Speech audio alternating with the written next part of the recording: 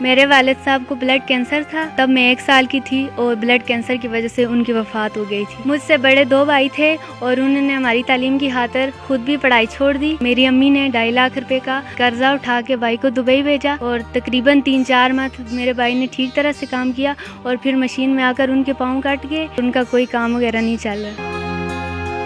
السلام علیکم ناظرین، آپ کا میزبان یاسر شامی آپ کی خدمت میں حاضر ہے اور آپ دیکھ رہے ہیں ڈیلی پاکستان۔ یہ میرے پیچھے آپ کیمرے پر دیکھ سکتے ہیں کہ جتنی بھی آپ کو بچیاں نظر آ رہی ہیں یہ یتیم بچیاں ہیں۔ ان کی ایک سے بڑھ کر ایک سٹوری ہے، لیکن یہ تمام کی تمام اتنی ہونہار ہیں کہ پورے آزاد کشمیر میں جو کہ ایک ہی بورڈ ہے وہاں پر پوزیشنز ہولڈر بھی ہیں اور اس کے ساتھ ساتھ انہوں نے ملک پاکستان اور آزاد کشمیر کا نام بھی روشن کیا۔ میرے ساتھ جو آپ بچی دیکھ رہے ہیں اس کا نام ہے ثنا پرویز۔ ثنا پرویز کے والد صاحب ڈپریشن کے مریض تھے۔ وہ گھر سے باہر نکلے تو دریائے جہلم کے قریب سے صرف ان کی ایک جوتی ملی۔ یہ واقعہ آج سے 6 سال پہلے 2014 کا ہے۔ اس دن سے آج تک والد صاحب گھر میں نہیں آئے۔ ان کی والدہ نے غربت میں ان کی پرورش کی اور ایسی سنہری پرورش کے انہوں نے پورے آزاد کشمیر بورڈ میں 13ویں پوزیشن حاصل کر کے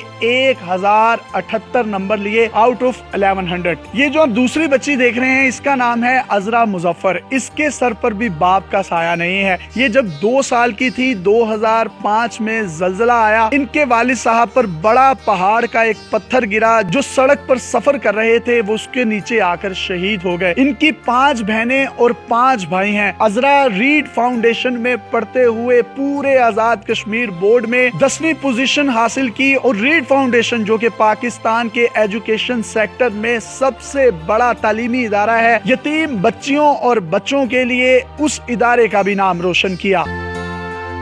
یہ جو تیسری بچی آپ دیکھ رہے ہیں اس کا نام ہے مدیحہ قاسم۔ یہ 2 سال کی تھی۔ ان کے والد صاحب کو بلڈ کینسر ہوا اور وہ اس دار فانی سے کوچ کر گئے۔ یہ نرسری کلاس سے ریڈ فاؤنڈیشن میں پڑھ رہی ہیں اور اب یہ 2nd ایئر کی اسٹوڈنٹ ہیں۔ انہوں نے ہمت نہیں ہاری، ماں نے ہمت نہیں ہاری۔ ریڈ فاؤنڈیشن نے ان کی تعلیم کا بھی بیڑا اٹھایا اور نرسری سے آج 2nd ایئر تک یہ بھی یہاں پر مقیم ہیں، تعلیم حاصل کر رہی ہیں۔ موسٹ لیفٹ سائڈ پر جو آپ ہماری بہن یا بچی دیکھ رہے ہیں ہیڈ گرل رئیسہ قدیر۔ ان کے والد صاحب کو بھی بلڈ کینسر ڈائگنوز ہوا اور یہ دوسری کلاس سے آج 2nd ایئر تک یہاں پر تعلیم حاصل کر رہی ہیں۔ یہ جو باکس آپ اپنی اسکرین پر دیکھ رہے ہیں یہ ایک خاص طور پر بنایا گیا کاٹن باکس ہے جس میں ان تمام یتیم بچیوں کو ان کے ناپ کے مطابق یونیفارم بنا کر دیا جاتا ہے، ان کو جوتے پرووائڈ کیے جاتے ہیں، اسٹیشنری کا تمام سامان پرووائڈ کیا جاتا ہے، کاپیاں، کتابیں، یونیفارم سمیت ہر وہ چیز اسکول میں جس کی ضرورت ہوتی ہے وہ تمام کی تمام چیزیں ان کو پرووائڈ کی جاتی ہیں۔ یہ 4 سٹوریز صرف میں نے آپ کے ساتھ مینشن کی ہیں۔ یہاں پر یہ جتنی بھی بہنیں کھڑی ہیں ان کے ساتھ ساتھ ان کے 390 جو دوسرے ریڈ فاؤنڈیشنز کے سکولز ہیں، ایجوکیشن سیکٹر میں جتنے بھی یتیم بچیاں اور بچے پڑھ رہے ہیں، ہر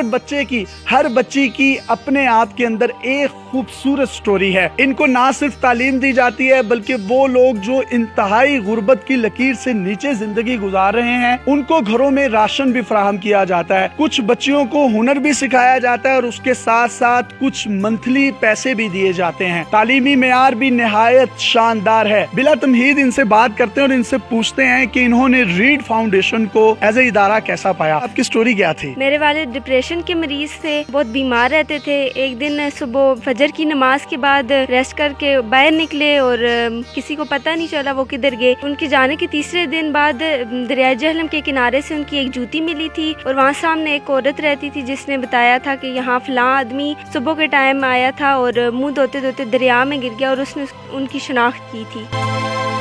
تب سے لے کر اب تک یہیں پر آپ تعلیم حاصل کر رہی ہیں؟ میں نرسری سے ریڈ فاؤنڈیشن میں پڑھ رہی ہوں اور جب میرے والد صاحب کی ڈیتھ ہوئی ہے تب میں 5th کلاس میں تھی۔ یتیموں کے سر پر جب اس طرح کی آرگنائزیشنز ہاتھ رکھتے ہیں تو کتنی خوشی ہوتی ہے۔ نبی کریم صلی اللہ علیہ وسلم کا ارشاد ہے کہ یتیم کی کفالت کرنے والا، اس کے سر پر دست شفقت رکھنے والا جنت میں ایسے ہوگا جیسے یہ شہادت کی انگلی اور یہ بڑی انگلی ساتھ ساتھ ہیں۔ عذرا آپ کتنے بہن بھائی ہیں؟ ہم لوگ 5 بہنیں اور 5 بھائی ہیں۔ 10 بہن بھائی ہیں۔ تو والد صاحب کا انتقال کب ہوا تھا؟ 8 اکتوبر 2005 کو ہوا تھا جب ارتھ آیا تھا آزاد کشمیر میں اور ہم لوگ گاؤں میں رہا کرتے تھے۔ تب صبح وہ کہیں کام کو نکلے تھے تو واپسی پر ان پہ پہاڑ گرا تھا تو ان کی باڈی ملی تھی ہمیں۔ یہ جو تیسری سٹوری ہے یہ رونگٹے کھڑے کر دیتی ہے. یہ کیا ہے ذرا یہ بھی ان سے سن لیتے ہیں. آپ کے والد صاحب کی ڈیتھ کیسے ہوئی تھی مدیحہ؟ میرے والد صاحب کو بلڈ کینسر تھا اور تب میں 1 سال کی تھی اور بلڈ کینسر کی وجہ سے ان کی وفات ہو گئی تھی. مجھ سے بڑے 2 بھائی تھے اور انہوں نے ہماری تعلیم کی خاطر خود بھی پڑھائی چھوڑ دی. میری امی نے 2.5 لاکھ روپے کا قرضہ اٹھا کے بھائی کو دبئی بھیجا اور تقریباً 3-4 ماہ میرے بھائی نے ٹھیک طرح سے کام کیا اور پھر مشین میں آ کر ان کے پاؤں کٹ گئے. پاؤں کٹنے کے بعد تقریباً 1 سال تک وہ ریسٹ پہ رہے. اس کے بعد ابھی یہ کورونا کی وجہ سے بھی ساری فلائٹس وغیرہ بھی بند اور ان کا کوئی کام وغیرہ نہیں چل رہا.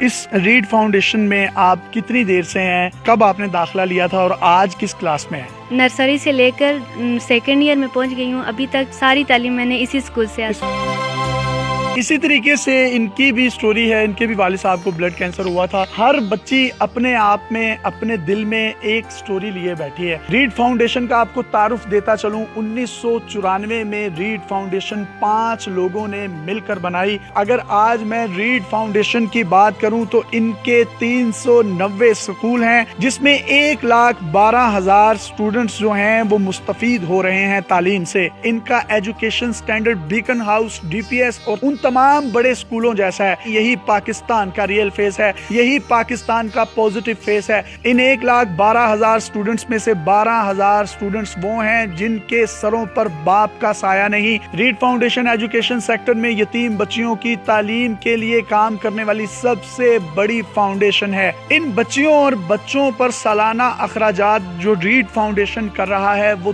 30 کروڑ روپے ہیں. ماہ نور کا مہینہ ہے. اگر 1 لاکھ لوگ مل کر 3 ہزار روپے سالانہ دے دیں جو کہ منتھلی صرف 250 روپے بنتا ہے, تو اس طرح کی بے شمار یتیم بچیاں ریڈ فاؤنڈیشن کے سائے میں پڑھ رہی ہیں. ان کو تعلیم, یونیفارم, اسٹیشنری, بیگز, گھر کا راشن اور پاکٹ منی سمیت ہر وہ چیز پرووائڈ کی جا سکتی ہے. اگر آپ میں سے کوئی بھی مخیر شخص ان کے اکاؤنٹس نمبر اور ان کے کانٹیکٹ نمبر جو آپ اپنی اسکرین پر دیکھ رہے ہیں ان سے کانٹیکٹ کرنا چاہتے ہیں تو خدارا ان یتیم بچیوں کے سر پر میں بھی ایک ہاتھ رکھتا ہوں, اپنا دست شفقت رکھتا ہوں, میرا ادارہ بھی رکھتا ہے. ہاتھ جوڑ کر اپیل کر سکتا ہوں کہ جو کچھ آپ کر سکتے ہیں ان کے تائیں ضرور کریں. اپنے میزبان یاسر شامی کو اجازت دیجیے. پاکستان کا ایک نعرہ بلند کریں گے, پاکستان زندہ باد. اللہ حافظ.